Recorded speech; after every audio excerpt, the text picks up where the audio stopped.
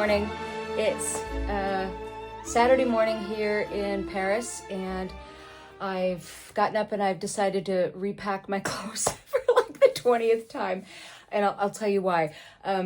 So I had this genius idea of having a backpack and a suitcase, which went fine. And then when I arrived here, I realized I think I've pulled a muscle in my back from that backpack. It's not that heavy even. It's just that I'm not used to wearing it because I'm not a kid going to school. So I thought I'll repack and I'll put most everything into my suitcase and I'll just let it roll. And so I've repacked everything again because that's what I do. I will probably do this every single place that I'm at. It's a little weird being in Paris by myself. Like it's a little isolating, and this is one of those things where I'm like, it's a good reminder that you really need to learn the language. The television, of course, everything's in French. Of course it is. And the people down in the lobby, I have to say, parlez-vous anglais? And everybody speaks English, of course, once you ask them, but I feel like I just want to speak French to them, and it's so frustrating. And I feel like they see me coming a mile away. And what I'm noticing for myself, this hair, this blonde hair, and these colors that I wear, I tend to wear light blue colors. I wear the beige, the white. Not a French thing. Not a Paris thing anyway.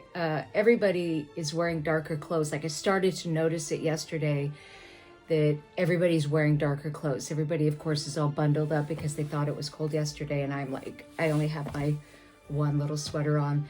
But I stand out, and it's very clear that I'm not French or English or whatever they might think I might be. But they walk up to me and start speaking English immediately. Like, there's clearly no chance that this lady is speaking French anytime soon. And that really, I want to, I really, really want to. So it's good because it's really nailed down the fact that, I really got to get on it, especially over this next year. And step up the lessons, even if it's just comprehension, even if it's just being able to hear what might be happening.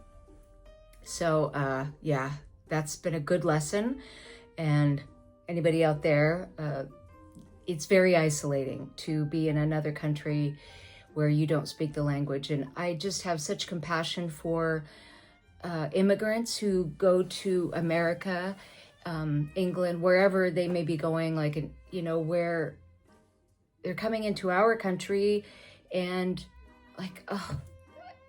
it's so isolating. So I always have gone out of my way to make sure that people do feel included. And just to be on the other side of that is such a great reminder that it's really important to make people feel welcome when they have language barriers in your country. So today, I'm going to probably hang out at the hotel as long as I can until I have to go check out, and then go to Montparnasse station, put my luggage in, and just see what happens. Still not 100% on the jet lag. I still clearly want to fall asleep at about 11 o'clock Alaska time. But yeah, I'll figure it out. It'll get better. So I'll check back in with you guys later, and it's going to be a beautiful day. It's supposed to be sunny.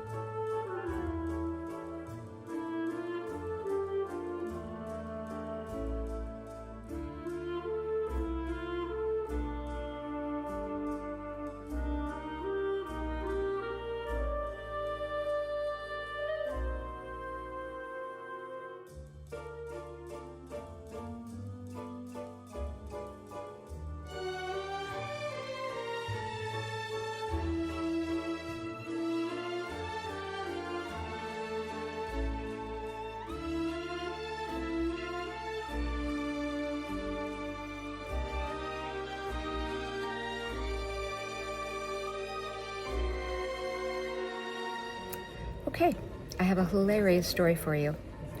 I got up this morning and I didn't say it on my morning video, but I wasn't feeling quite right, so I thought I'd take an Alka-Seltzer cold tablet just to cover my bases. So I did that, and then I put my luggage with the concierge at the hotel. I got an Uber, went to the Musee D'Orsey. Hot tip, I got there and I just went to the line that said, just buy tickets at the door, and they said they were sold out. So I stepped out of line and went to Viator, TripAdvisor, and I looked up all the different options for tickets and bought a ticket and walked in a door with no line.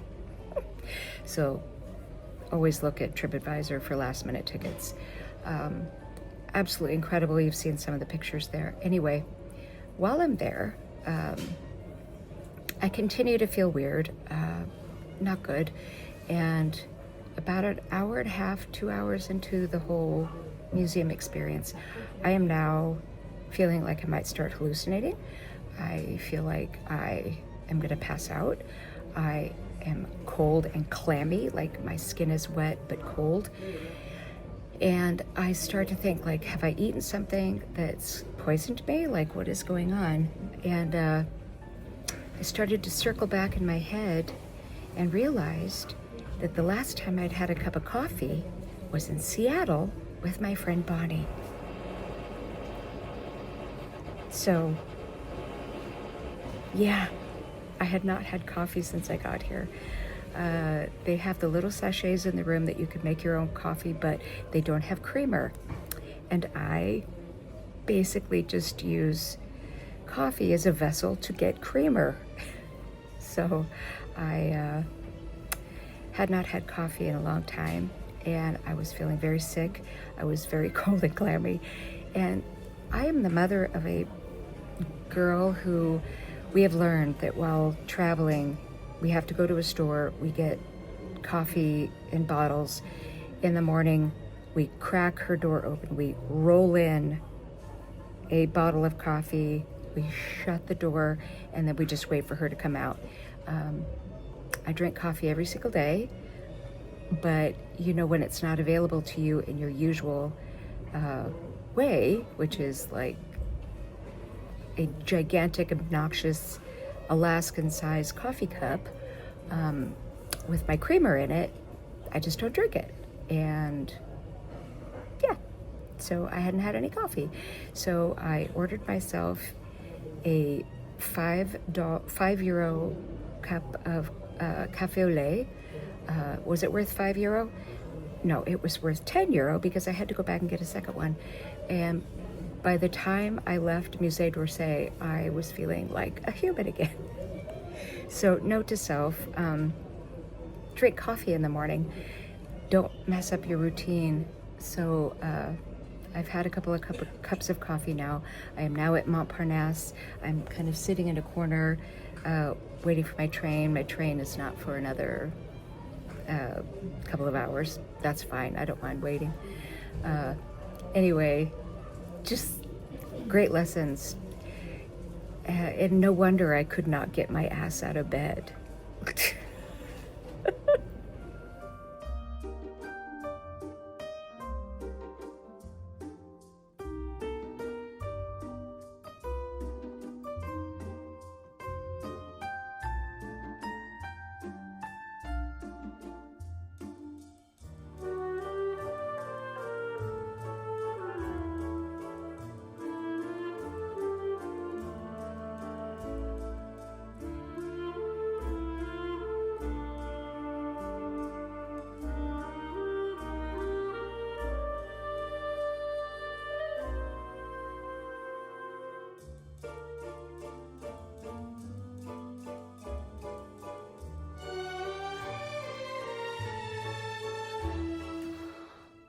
So I'm in my hotel room in Bordeaux, and yeah, very lively outside. It's got a different feel than Paris. It kind of feels like London a little bit, like on a busy Saturday night, I don't know how to describe it, but anyway, just got to the hotel room.